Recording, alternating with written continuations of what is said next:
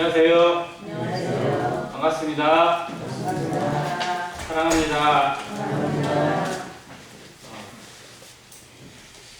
시작 전에 소동이 좀 있는 관계로 좀 어려움이 좀 있습니다.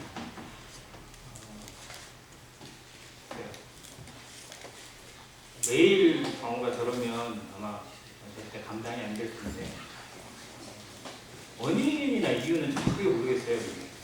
무엇에 분노하고 또 충동적으로 저러는지 또 어떤 상황이 오면 그걸 또 엄마한테 일단 분풀이를 해야 직장이 풀리는 그런 모습을 좀 보게 되는데 말씀 전에 좀 그런 상황을 만나고 나니까 조금 어려움이 좀 있습니다. 기도해 주시고 시간이 다른 데 엇나가지 않도록 기도로 함께 해주시길 부탁을 드리겠습니다. 오늘 야고보서 5장 마무리 시간입니다. 지난주에 말씀드린 것처럼 5장 오늘까지 해서 마무리를 할 수 있도록 하고 다음 달부터는 제대로 전서 교재를 들어가려고 준비하고 있습니다.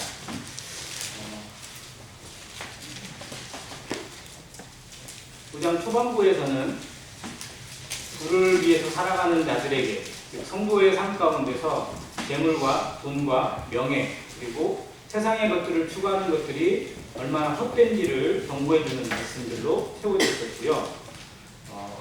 오늘 말씀은 12절부터인데 구분을 굳이 하자면 12절은 맹세에 대해서 경고하시는 부분이고 13절로부터 17절까지는 기도에 대해서 가르쳐 주시는 부분입니다. 어떤 상황 가운데 어떻게 기도해야 할 것인지를 보여주는 거고 19절과 20절은 어려움 가운데 있고 낙심 가운데 있는 성도를 돌아보고 일으켜 세우는 교회의 사명에 대해서 알려주고 있습니다. 12절에 있는 맹세가 왜 이 상황, 이 5장 말씀에 이 맹세의 부분이 그것도 한 절만 꼭 끼어들었을까 하는 생각을 갖게 합니다. 전체적인 흐름으로 봤을 때 이 내용이 별로 연결이 안 되는 것 같아요.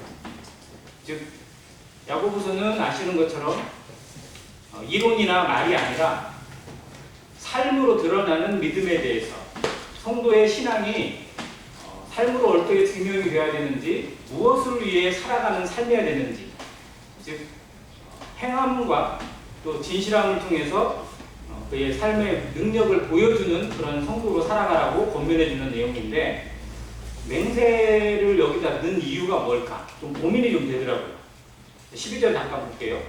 내 형제들아 무엇보다도 맹세하지 말지니 하늘로나 땅으로나 아무 다른 것으로도 맹세하지 말고 오직 너희가 그렇다고 생각하는 것은 그렇다 하고 아니라고 생각하는 것은 아니라 하여 정죄 받음을 면하라. 성도의 삶에 맹세가 어떤 영향을 미칠까요? 우리는 언제 맹세를 하나요? 맹세를 혹시 언제쯤 하게 되는 상황들 혹시 그려주세요? 맹세는 다른 쪽에서 표현을 하자 보면 일종의 서원도 하나의 맹세가 포함이 되어 있고요. 또 약속도 맹세한 종류입니다. 그러니까 맹세하면 막 대단한 어떤 그런 거라고 생각하는데 쉽게 생각해 보면 약속도 실상은 하나의 맹세예요. 근데 맹세하지 말라고 하는 말씀을 주신 이유가 무엇일까? 또 맹세를 벗어나서 맹세하는 삶의 패단을 벗어나서 지혜롭게 하는 것을 뒤에 얘기했는데 그렇다 하는 것은 그렇고 아니라 하는 것은 아니라고 하라라고 하는 부분으로 얘기합니다. 근데 아시는 것처럼 이 말씀은 예수님이 산상수훈에 하신 말씀을 그대로 가져온 거예요. 예수님이 이스라엘 민족들에게 또 특히 바리새인들에게 이 맹세에 대해서 가르치시는 말씀을 마태복음 5장이 기록해주고 있는데 그 부분을 한번 보고 가겠습니다. 마태복음 5장입니다. 33절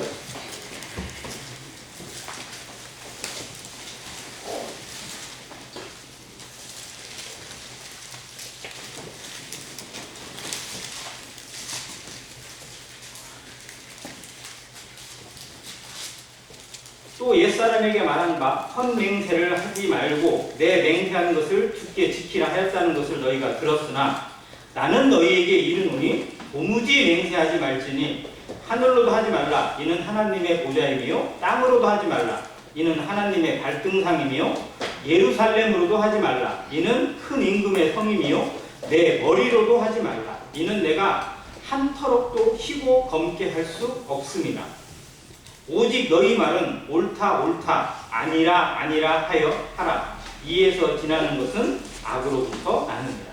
이 예수님이 가르치신 내용입니다. 야고보서 5장 12절은 예수님이 하셨던 말씀을 그대로 축약해가지고 딱 줄여가지고 핵심만 말씀하신 거예요. 야고보는 아시는 것처럼 예수님의 육신의 동생입니다. 아마 산상수훈에 예수님이 이 말씀하실 때 예수님을 믿고 따랐던 제자는 아니었을지 모르지만 아마 이 말씀은 들었던 것 같습니다. 그리고 이 말씀을 어떻게 보면 나중에 정말 제대로 깨닫고 성도들을 교훈할 때 그 부분을 이야기해주고 있는 것 같아요. 자, 그러면 왜 야고보 사도가 이 5장 마지막 부분에 이 맹세를 가르쳤을까? 즉 유대인 성도들에게 특히 그 시대를 살아가는 유대인들에 있어서 맹세는 대단히 큰 영향력을 가지고 있습니다. 왜냐하면 유대인들의 삶이 그러거든요. 유대인들은 하나님 앞에 원가가 정해지게 되면 무조건 그걸 맹세를 했어요. 하나님 앞에 나 이렇게 하겠다. 서원도 많이 하고요. 우리나라 사람들이 지금 우리가 가지고 있는 맹세와 차원이 다른 삶으로 그들의 삶에 아주 중요한 부분을 맹세가 차지했습니다. 그런데 그것의 폐단이 너무 많아요. 특히 이스라엘 민족이 정말 잘못된 길로 가고 있는 모습들 중에 이 맹세가 한 부분을 차지했습니다. 그걸 예수님이 아주 강하게 지적하시고 또 저주까지 하신 내용이 마태복음 23장에 나와 있는 내용입니다. 같이 또 한번 볼게요. 마태복음 23장 16절부터입니다. 이건 마태복음 23장 전체가 우리가 아는 것처럼 화 있을진저 외식하는 서기관들과 바리새인들이여 라고 하면서 예수님께서 그 시대의 종교적인 지도자들, 백성들을 가르치고 하나님을 전해야 될 책임이 있는 자들이 오히려 하나님을 모독하고 자기들의 배만 챙기고 사람들을 엉뚱한 곳으로 인도하는, 즉 소경이 소경을 인도하는 모습 가운데서 망하게 만들고 있었기 때문에 그들에게 아주 강하게 말씀하셨던 내용인데 그 중에 한 부분입니다. 16절에 화 있을진저 눈먼 인도자여 너희가 말하되 누구든지 성전으로 맹세하면 아무 일 없거니와 성전에 금으로 맹세하면 지킬지라 하느니라. 18절 또 너희가 또 이르되 누구든지 제단으로 맹세하면 아무 일 없거니와 그 위에 있는 예물로 맹세하면 지킬지라 하는도다. 이게 예수님이 그들에게 지적하시고 저주하신 내용인데 맹세를 잘못 가르쳤어요. 자, 맹세는 엄밀하게 구약에서도 민수기, 레위기, 신명기 이 말씀에 동일하게 나옵니다. 맹세에 대해 가르친 내용이. 그게 예수님이 아까 5장에 하신 것처럼 헛맹세를 하지 말고 맹세하는 것은 주께 무조건 지키라 하는 말씀이 구약에 있는 율법의 내용이에요. 즉 맹세를 하나님께서 아주 눈여겨보고 계신다는 겁니다. 그래서 헛된 맹세하지 말라는 거예요. 즉 하늘에 대고 빈말 하지 말고 만약 맹세를 했다면 목숨 걸고 지키라는 겁니다. 이게 구약에 좀 되게 나와 있는 거잖아요. 즉 아무 생각 없이 맹세했던 거 그것 때문에 실제로는 죽어요. 대표적인 인물이 누구냐면 야곱이 가장 사랑했던 아내 라헬. 라헬이 집에서 나올 때 뭘 훔쳐나왔죠? 아버지 집에서 그냥 나와야 되는데 드라곤 훔쳐나왔잖아요. 그래서 그 라반이 이제 쫓아왔어요. 그리고 왜 네가 가면 가지 왜 내 우상을 가져갔냐? 그랬더니 야곱은 몰라요. 그걸. 즉 자기 마누라가 가져온지를 몰라요. 마누라 가져왔으면 아마 그렇게 맹세 안 했을 거예요. 근데 우리는 절대 안 가졌습니다. 뭔 말이에요? 왜 삼촌 것을 왜 가져갈까요? 만약 가져온 사람이 있으면 그 사람은 죽을 겁니다. 라고 얘기해버렸어요. 그래서 라헬은 일찍 죽었습니다. 물론 이게 헛맹세는 아니지만 말 던지는 것이 하나님한테 그대로 상달되어지고 하나님께서 그대로 지키시는 것이에요. 입다장군은 정말 어떻게 보면 안 해도 될 것을 괜히 한번 던졌다가 어떻게 돼요? 자기 무남 동료 외동딸을 결국 산채로 죽게 만들었잖아요. 이게 이스라엘 민족들에게 맹세는 정말 목숨 거는 일이었어요. 그만큼 하나님 앞에 중요하게 생각하고 살아갔는데 이 서기관과 바리새인이라는 사람들이, 종교 지도자들이 이 맹세를 어떻게 이용했느냐? 여기 보니까 성전으로 맹세하는 건 안 지켜도 상관없대요. 대신 뭐는 지켜야 되냐면 성전에 금을 들였으면 금으로는 지켜야 된다는 거예요. 즉 이게 무슨 뜻이냐면요. 성전으로 맹세하고 막 하는 거는 자기들한테는 돌아온 게 하나도 없어요. 그건 하나님 앞에만 드려지는 거니까. 근데 금을 갖다 바쳐요. 그러면 그 금은 누구 것이 돼요? 자기게 되는 거예요.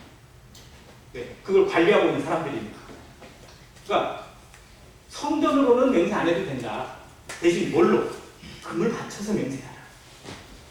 그러니까 맹세가 중요한 게 아니고요. 그 사람들에게 뭐가 중요하냐면 맹세를 이용해서 내 배를 채우는 게 중요했어요. 백성들을 가르치는 이유가 거기에 있었어요. 어떻게 하면 이 사람들이 더 빼먹을까? 어떻게 하면 더 얹어먹을까? 그러면서 성경 말씀을 지 마음대로 왜곡하고 이렇게 했던 일들이 서기관과 바리새인들에게서 자행되고 있었고 사두개인들이 해왔던 일들입니다. 그들이 행했던 일도 아시잖아요. 예수님이 왜 성전 정화 작업을 하고 성전에서 장사하는 다 쫓아내고 막 상을 뒤집어 엎었어요? 그것으로 하나님의 그 만민의 기도하는 집, 하나님 앞에 예배해야 될 집을 도적의 구별로 만들었기 때문에 그렇습니다. 이게 기득권층이 예수님을 그렇게 싫어했던 이유 중에 하나인데 이 내용이 또 그 내용이에요. 자, 또 제단으로는 맹세해도 안 지켜도 된대요. 근데 제단에 예물을 드리는 것은 지켜야 된다. 왜? 그 예물은 내 것이다. 그러니까 뭐에는 관심이 없고 네? 뭐만 관심이 있어요? 네. 그런 우리 속담 있죠? 아무튼 그 모양 그대로 나타나는 사람들이었어요. 그리고 그런 모습 때문에 실상은 예수님께서 도무지 맹세하지 마라라고 하실 정도가 된 거예요. 맹세가 나쁜 게 아닙니다. 그런데 맹세를 사람이 악용하기 시작하면 실상 하나님을 욕되게 하고 하나님을 더럽게 만들고 하나님의 처소를 무시하게 되는 결과를 만들고 있습니다. 근데 성도들의 삶에서 이 맹세가 얼마나 헛맹세가 자주 나오고 얼마나 빈말이 잘 나오는지를 한번 생각해 보라는 겁니다. 자, 여기에 예수님이 하신 말씀 중에 한 가지가 뭐냐면 하늘로도 하지 말라, 땅으로도 하지 말라, 예루살렘으로도 하지 말라, 그리고 네 머리로도 하지 말라. 네 머리로 하지 말라는 얘기가 뭐냐면요, 내 목숨 건다는 얘기예요. 내가 이거 지킬게. 우리 흔히 하는 사람들이 뭐 누구를 걸고 맹세하고 막 그러죠. 부모를 걸고 얘기하고 내 모든 걸 걸고 막 뭐 사실이라고 얘기합니다. 자, 맹세를 주로 언제 하냐면요, 사실이 아닌데 아무리 옆에 있는 사람이 들어도 안 믿어줘요. 이해를 안 해주고 인정을 안 해줘요. 근데 그거를 막 우길 때, 그때 엄청난 걸 걸고 맹세를 해요. 그러면 사실 아닌 것이 사실이 되는 것 같아요. 자, 성도의 삶에 이런 것들이 나타나기 시작하면, 억지가 나타나기 시작하면요, 정말 자기 교만에 빠지든지 아주 큰 낙심에 빠지게 됩니다. 왜? 우리는 그 맹세를 지켜내거나 이루어낼 능력이나 힘이 전혀 없는 사람들이에요. 내가 맹세했다고 해서 그게 그대로 이루어지는 게 아니고요. 내가 예언했다고 해서 그 일이 이루어지는 게 아니거든요. 그런데 마치 그거를 그렇게 주장을 하고 그렇게 강조를 해서 그렇게 했다고 인정을 받게 되면 내가 대단한 사람인 것을 착각할 수 있다는 거예요.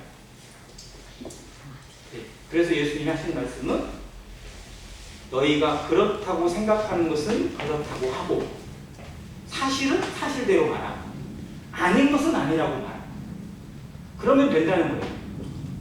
근데 세상이 이상해져가지고요, 사실을 사실이라고 말하지 않아요. 아닌 것을 아니라고 말하지 않아요. 딱 길이 나눠져 있어요. 노선이 정해져 있다는 거예요. 그래서 아닌 것도 맞다고 해야 되고 맞는 것도 아니라고 우겨야 되는 그런 상황들이 정말 이 세상의 모습이 아닌가요? 모르겠어요. 여기에서 정치 이야기 해봐야 정말 좋은 얘기 하나도 안 나오겠지만 수많은 정치 이야기들, 또 세상에 돌아가는 일들, 어떤 일이 하나 이슈가 터지게 되면요, 딱 둘로 나뉘어져 있어요. 그것에 적극적으로 찬성하는 파, 그것에 무조건 반대하는 쪽. 반대하는 쪽에서는요, 어떠한 논리를 갖다 대서 그게 아니라는 거예요. 맞는 쪽에서는 이상한 방법을 통해서 그게 맞다고 이야기를 해요. 근데 성도들도 내 기준이 정해져가지고 이게 이거다라고 확정을 해놓고 모든 것을 그렇게 주장을 하기 시작하면 정말 하나님의 말씀이 사는 게 아니라 나만 살게 됩니다. 신앙에 큰 위기가 찾아올 수 있고 교회가 둘로 나뉘어서 성도 사이가 힘들어질 수 있는 일들이 이 맹세 속에서 이루어졌어요. 그게 이 시대에 초대교회 당시에 아주 빈번하게 발생했던 일이었기 때문에 야고보가 이 일을 가르치고 있습니다. 성도의 삶에서 정말 조심해야 될 것이 뭐냐. 왜냐하면 야고보 3장에서 혀에 대해서 경고를 했었잖아요. 그런데 그 혀뿐만 아니라 함부로 말하고 함부로 주장하는 것들이 얼마나 위험한지를 얘기해주고 있습니다. 아닌 것은 아니라고 얘기를 해야 돼요. 그런데 교회가 그 일을 못해요. 이상한 쪽으로 흘러가지고. 그러면 정말로 진리가 왜곡돼요. 사실을 사실이라고 얘기해야 돼요. 우리가 복음을 전할 때 혹은 누군가와 뭔가 이야기할 때 아파도 힘들어도 아닌 것은 분명히 아니라고 얘기해 줄 수 있어야 돼요. 그리고 맞은 것은 어떠한 일이 있어도 진리라고 이야기할 수 있어야 됩니다. 교회는 그 책임이 있어요. 그래서 우리 삶에서도 맹세를 통해서 나를 주장하고 나를 내세우는 것이 아니라 정말로 주님이 나타나고 하나님의 말씀이 드러나고 진리가 세워지는 교회의 모습으로 우리의 말이, 우리의 언어가 바뀌기를 기도해야 합니다. 이 맹세에 대해서는 저희 중심에서도 한 번쯤 생각해 보시길 바라고 확고부당하게 이거다 라고 하는 그런 것들로 확증되어지기보다는 정말로 주님이 드러나기를 기다리는 것이 더 지혜가 아닌가 생각이 들었습니다. 이제 13절부터 기도에 대해서 얘기해 주는데요. 너희 중에 고난당하는 자가 있느냐? 기도하라. 즐거워하는 자가 있느냐? 찬송하라. 이건 삶에 나타나는 두 가지 방향을 그대로 대안책을 제시해 줍니다. 그런데 이렇게 하신 이유는 뭐냐면 기도의 중요성을 강조하기 위해서요. 너희 중에 병든 자가 있느냐? 그는 교회의 장로들을 청할 것이요 그들은 주의 이름으로 기름을 바르며 그를 위하여 기도할지니라. 여기서 병든 자라는 표현에는 두 가지 의미가 다 포함되어 있습니다. 육신적으로 병들어 있는 사람도 포함되어 있고요. 영적으로 병들어 있는 사람도 역시 포함되어 있습니다. 자, 병들어 있고 나약해져 있고 힘겨워 있고 그리고 처져 있는 뒤에 19절에 나와 있지만 미혹되어 진리를 떠난 자 여기까지 가버리면 정말 위험한 수준이잖아요. 그런데 이 사람도 실제로 병든 자예요. 자, 그런 사람들은요 자기가 병들었음을 알면 장로들을 청해서 기도를 요청하라고 합니다. 근데 대부분이 육신적으로 아플 때는 기도 요청이 쉬워요. 그렇죠? 어디 병이 걸렸다든지 아프다든지 뭐가 힘든 일이 있다든지 이런 부분에서 기도 요청은 쉽게 되는데요. 영적으로 병들어 있을 때 기도 요청이 정말 안 돼요. 왜냐하면 그건 더 숨기려고 하고 더 홀로 되려고 하고 더 문을 닫아버립니다. 그래서 실상 교회에서 더 돌아봐야 될 이유 중에 하나는 육신적으로 병적으로 힘든 사람을 찾는 것보다도 영적으로 힘든 지체를 찾아서 회복하고 위로하고 기도하기 위해서 더욱 돌아봐야 합니다. 왜냐하면 그건 한 주, 두 주 안 보인다든지 한 달 이상 안 보인다든지 이랬을 때는 분명히 어떤 부분인가 문제가 있는 거잖아요. 그러면 그 음성을 들어보고 그의 상태를 체크해 볼 수 있는 것은 반드시 필요합니다. 자, 그 가운데 기도의 방법을 찾아가서 여기에 기름을 바르고라고 했는데 실상은 이 부분을 가지고 막 해석이 되게 분분해요. 이거는 진짜 기름을 바르는 거다. 어떻게 생각되세요? 근데 여기에 보면 문자적으로 해석하면 진짜 기름을 바르고 기도하는 거래요. 1차적인 해석입니다. 근데 우리는 그것보다는 기름을 바르고는 성령에 의지해서 성령의 충만을 통해서 기도하는 어떤 그런 걸 더 떠올리게 되잖아요. 근데 우선적으로 이때 당시에는 의학이 발달되어 있던 시대가 아니라 오히려 이 기름이 치료제로 활용되던 시대랍니다. 그래서 성경에 기름을 바르고 기도하라고 되어 있고요. 다른 부분에서도 기름을 바랬던 내용들 자체가 문자적으로 나와 있어요. 자, 그러니까 치료의 방법을 동원하라는 겁니다. 자, 아픈데 기도만 해요. 암에 걸려고 막 무슨 불치의 병에 걸리고 했는데 지금은 우리나라에 그게 많지 않거든요. 근데 한 80년대인가 그때 막 맹신자들 어디로 갔어요? 산으로 가요, 산으로. 산으로 그냥 모든 전 재산 다 정리해가지고 기도원에다 다 바쳐놓고 거기서 기도해요. 병원도 안 가고 의사도 필요 없고 약도 안 먹어요. 기도만 하면 낫는다는 거예요. 그리고 어떤 사람이 막 나았대요. 다리가 뭐 어떤 사람이었는데 막 나았다고 막 펄쩍펄쩍 뛰고 막 찬양하고 막 그런 거 보면서 나도 막 기도 열심히 하면 저 은혜를 누릴 수 있다고. 그게 진짜 우리나라 엄청나게 많았어요. 가까운 데 있잖아요, 여기 위에 아세요, 여기? 그 3단지 조금 넘어가면 그 3단지 울타리 옆에 지금 무슨 교회죠, 거기가?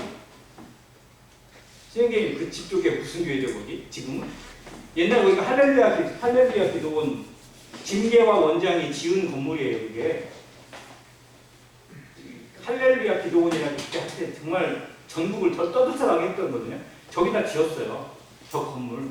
되게 높잖아요. 근데 지금은 망해가지고 좀 다른 데로 넘어가고 뭐 이상하게 뭐 다른 뭐 이상한 시설 만들고 뭐 그렇게 되긴 돼 있던데요. 아무튼 그런 것이 정말로 세상을 혼탁하게 만들고 성경을 이상하게 만들어요.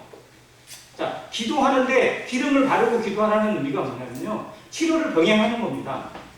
의사에게 보여야 될 건 의사에게 보이고요. 약을 먹어야 되는 약을 먹이고요. 수술할 건 수술해야 돼요. 기도만 하면, 열심히 하면 낫는다고. 의사가 포기해요. 의사도 안 된대요. 수술도 안 된대요. 약도 안 먹어요. 그러면 진짜 기도밖에 방법은 없죠. 근데 그것이 아니라 분명히 치료도 해야 되고 나름대로 처방도 받아야 되고 진단도 받고 뭔가를 방법을 찾는 것을 하지 않고 그냥 무조건 막 이 사람 저 사람 불러다 기도하고 막 산에 가서 기도하고 혼자 기도하고 골방 가서 기도하면 낫게 해주실 거라고 하는 것 자체가 정말로 자기 딴에는 대단한 믿음이라고 착각할지 모르지만 성경적인 방법은 아니라 전 그것에 대해서 이 부분에서 이야기해요. 그래서 하나님께서 허락하신 부분에서 받아야 될 것 받고 기도로 도와야 될 것들을 도와야 돼요. 기도는 하나님이 허락하심 속에서 이루어지는 능력의 통로이지 그것의 전적인 어떤 그 맹신의 도구는 결국 아니라는 것입니다. 우리가 해야 될 것을 하지 않고 기도했으니까 됐다라고 하는 것은 무책임한 것입니다. 정말 누군가를 도와야 될 필요가 있고 누군가에게 어떤 물질이 필요한 사람들이 보여지고 또 어떤 어려움이 있는 사람 성도가 보여요. 그런데 기도해야지. 당연하죠. 그런데 기도 가운데 계속 성령이 우리에게 뭔가를 주세요. 한번 찾아보가 보게 하는 마음을 주시든지 어떤 물질을 돕는 어떤 그러한 여유를 나에게 주셨다든지 이런 것이 나오면요. 그게 병행이 돼야 돼요. 그래서 다른 말씀에서도 줄인 자에게 먹을 것은 주지 않고 배불러라, 평안하라 이렇게 얘기하는 것 자체가 얼마나 그를 더 힘들게 하는 것인지 야고보서에서 가르치고 있었거든요. 마찬가지입니다. 우리 삶에 기도로서 돕는 것과 함께 우리의 삶에서 같이 도와지는 병행이 이루어지지 않는다면 교회가 하나 되기 정말 어려운 것입니다. 그러면 동시에 기도의 능력을 얘기해주고 있어요. 믿음의 기도는 병든 자를 구원하리니 주께서 그를 일으키시리라. 이 말씀을 보면 이게 육신적인 어떤 질병 가운데 있는 성도를 이야기하는 부분으로 나옵니다. 근데 뒤에 있는 부분이 조금 난해한 대절이에요. 혹시 죄를 범하였을지라도 사하심을 받으리라. 이거 어떻게 해석되세요?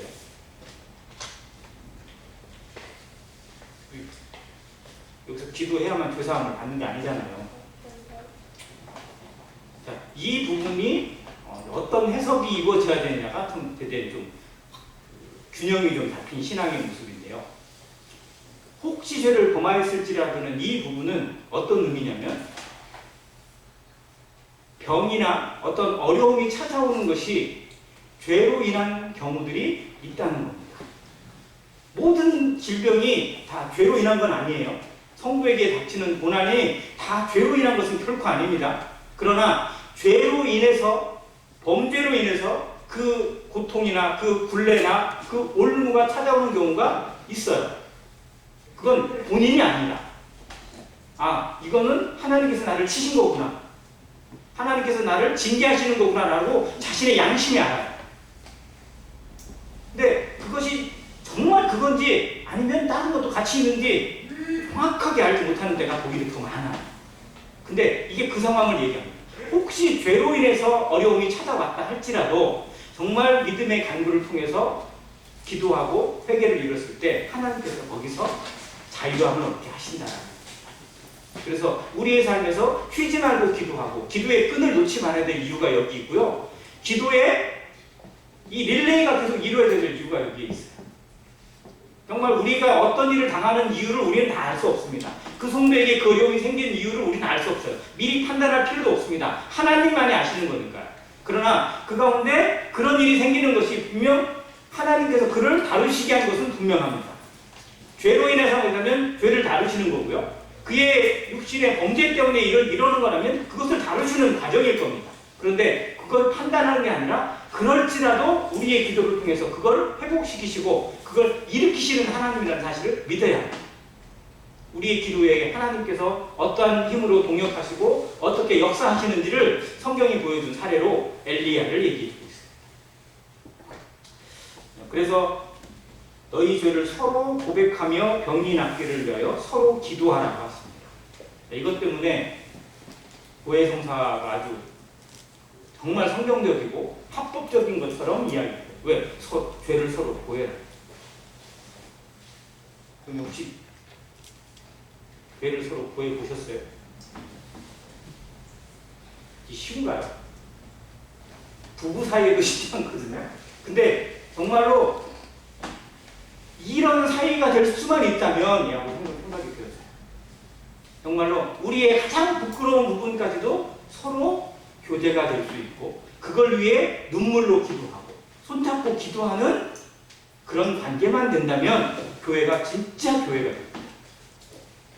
근데 막상 뭔가 이야기를 꺼내려고 하면 겁부터 나죠. 그거 얘기했다가 어떻게 돼요? 다른 사람이 나를 뭐라고 생각할까? 성도들이는 어떻게 말해볼까? 이야기를 꺼내고 싶은 마음이 들다가도 있다면 그냥 좋은 게 좋은 거지 하고 넘어가게 되는 경우가 얼마나 많은지. 그런데 정말로 성도의 삶에서 교회가 교회다워지고 교회의 능력이 영성이 살아 숨쉬는 그런 교회로 나타나기 위해서는 우리의 부끄러움도 간증으로 나타날 수 있고 그것마저도 주님께 맡기고 그걸 위해서 서로 기도해 줄 수 있는 정말 한 몸의 교회.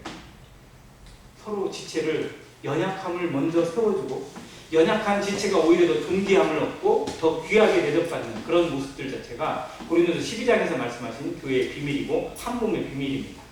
근데 이론적인 내용이지만 정말 이게 실행하는 부분에서 얼마나 어려운지 저 자신도 체감을 합니다. 사람이 너무 다양하고 환경이 너무 다르고 그러다 보니 또 교회 안에서 말이 옮겨지는 것도 정말 또 무서울 때가 있거든요. 그러다 보니까 이게 정말 쉽지 않아요. 그런데 기도의 능력이 살아 역사하기 위해서는 정말로 모든 성도에게 다 오픈이 되는 게 아닐지라도 적어도 한 명에게는 한 성도에게만큼은 내 비밀 없이 내 속에 있는 것도 교제가 될 수 있고 기도가 될 수 있는 성도가 있다면 그는 참 마음이 부유할 겁니다. 우리에게 그런 성도가 있기를 기도하시고 꼭 내가 그렇게 들어주고 기도해 줄 수 있는 성도가 되기를 기도하시기를 바랍니다. 안의교회 그런 들어주고 붙잡아주고 기도해주는 동역자들이 정말 많아지기를 주님의 이름으로 기도합니다. 자, 엘리야는 우리와 성정이 같은 사람입니다. 즉 우리와 같은 성품을 가지고 있었고 그러한 사람이라는 거예요. 근데 누가 봐도 엘리야는 나하고 좀 수준이 다른 것 같잖아요. 안 그래요? 우리 엘리야처럼 그렇게 일할 수 있어요? 근데 엘리야가 진짜 언제 우리와 성정이 같은 사람인지를 알게 되느냐? 갈멜산에서 막 그 능력 행하고 바알 선지자, 아세라 선지자 850명 한꺼번에 다 죽여버리고 7번 기도했더니 막 그동안 3년간 동안 비가 안 왔었는데 그냥 비가 막 하늘에서 그냥 장대리가 쏟아지게 만들었어요. 이거 보면 우리하고는 차원이 달라요. 전혀 다른 사람 같아요. 그런데 그 다음날 이세벨이 네가 바알 선지자 이렇게 죽였어? 너도 똑같이 죽어봐. 그래가지고 군대를 보내가지고 잡아 죽이겠다고 찾아오니까 어제 같은 모습이었으면요 올라가 와라. 내가 하나님 앞에 어떤 사람인데 하고 그들을 그냥 날로 다 죽였을 것 같은데 이세벨이 죽이러 온다니까 갑자기 태도가 바뀌어가지고 어디로 가요? 브엘세바로 도망가요. 광야 끝털이에요. 그가 있던 땅이 이스라엘 지도에서 보면 좀 위쪽이었거든요. 거기서 그냥 진짜 꽁기 빠지게 도망가서 광야 끝처리까지 도망가요. 그리고 그 밑에 가가지고 이제 더 이상 안 쫓아오겠지? 봤더니 이제 광야예요. 광야길인데 로덴나무가 무슨 나무냐면요. 우리나라에서 보면 쌀이나무하고 거의 같아요. 쌀이나무 키도 그 정도예요. 키도. 로덴나무 밑에 들어가가지고 거기서 하나님 앞에 얘기하는 거예요. 하나님, 조카 오니까 이제 내 생명을 걸고 가십시오. 나 더 볼 것도 없습니다. 데려가십시오. 아이고 이제 못하겠습니다. 이랬어요. 그거 보면 우리하고 성전이 같은 사람은 분명한 것 같아요. 그럼 어느 순간에 갑자기 그런 생각이 들더라고요. 하나님 이제 못하겠어요. 이제 알아서 하세요. 그러신 적 있으세요? 하나님 몰라. 알아서 하세요. 이제 이런 모습 똑같더라고요. 그거. 그래서 성경이 엘리야는 우리와 성전이 같은 사람이라고 얘기했어요. 그런데 그도 자기 생각에 빠지면 그 모습이에요. 그러나 성령의 충만을 입었을 때 엘리야는 전적으로 하나님의 이름. 엘리야라는 이름이요. 엘리는 나의 하나님. 엘리엘이라나 사박단에서 나온 그 엘리예요. 야는 야훼라는 단어예요. 나의 하나님은 야훼이시다. 여호와시다라는 이름. 진짜 나의 하나님은 여호와시다라는 걸 그대로 보여준 사람이 엘리야입니다. 언제? 성령으로 사셨어요. 즉 우리도 성령의 충만을 입어 살아갈 때는 엘리야 같은 능력과 엘리야 같은 권능과 그 살아 움직이는 힘의 역사가 분명히 나타날 수 있어요. 그런데 우리는 그런 때보다는 그렇지 않은 때가 더 많다는 게 문제겠죠. 그래서 엘리야가 기도했을 때 나타나는 역사, 하나님이 응답하신 것처럼 너희도 성령에 의지해서 성령으로만 살아갈 때는 기도의 능력 분명하게 드러나고 기도의 힘을 온전히 볼 수 있는 성도가 될 거라고 얘기해 줍니다. 우리 삶에서 이것을 한 번이라도 단 한 번이라도 경험하게 되기를 기도하시기 바랍니다. 내 인생에서 많이도 필요 없습니다. 한 번이라도 정말 하나님께서 나와 함께 하시고 성령의 능력 가운데 역사하시는 것을 경험할 수 있는 성도가 되게 해달라고 기도하시고 그 한 번이 나중에 2번이 되고 10번이 되고 100번이 되게 하시기를 그런 성령의 역사로 우리 삶이 변화되어 가기를 간절히 원합니다. 엘리야는 그냥 엘리야가 된 게 아니에요. 하나님이 다루셨고 하나님이 세우셨습니다. 그도 사람이었어요. 성경의 모든 사람들은 하나님의 말씀으로 연단되어지고 하나님이 훈련시키셔서 다듬으셔서 그 모습으로 이끄신 것이지 처음부터 그런 사람은 결코 아니었다는 것입니다. 우리가 지금 어떤 과정에 있는지 어떻게 다루시고 있고 어떻게 다듬으시면서 장차 무슨 일에 사용할 것인지를 기대하는 기도가 나타나서 우리 입술에 나오는 기도가 하나님의 역사가 되고 하나님의 증거가 되고 하나님의 말씀의 능력으로 나타나기를 간절히 원합니다. 19절과 20절 내 형제들아 너희 중에 미혹되어 진리를 떠난 자를 누가 돌아서게 하면 이게 얼마나 어려운지 아실 겁니다. 교회 안 나오는 지체들 기도 제목 가운데 올려져 있지만 우리가 매일 기도하면서도 정말 이 형제가 이 자매가 돌아올까? 저 구도자가 정말 교회에 올 수 있을까? 얼마나 어려운지 우리가 알잖아요. 전화해보면 좀 냉랭하고 정말 어떻게 보면 희망 없는 그런 모습들 자체를 경험하게 되고 정말 간절한 마음으로 기도하고 나서 한번 만나서 밥이라도 한번 사주려고 했는데 어떻게든 안 돼요. 정말 저는 막 전화 어느 날 정말 마음의 가운데 막 생각이 나가지고 전화를 했어요. 3번을 뭐 묵묵부답이고 막 이러면 이 생각이 드니까 와. 근데 정말 돌아오게 하는 일, 이게 얼마나 어려운지 우리는 다 압니다. 그런데 그 일을 누군가를 통해서 하실 때, 그리고 우리를 통해서 하시기를 원하세요. 그걸 하게 되면 너희가 알 것은 죄인을 미혹의 길에서 돌아서게 하는 자가 그의 영혼을 사망에서 구원할 것이며 허다한 죄를 덮을 것입니다. 저는 이 말씀이 다니엘서 12장 끝허리에 있는 말씀이랑 똑같다고 생각이 들었어요. 많은 사람을 옳은 대로 돌아오게 하려는 하늘의 별과 같이 빛나게 된다고 하십니다.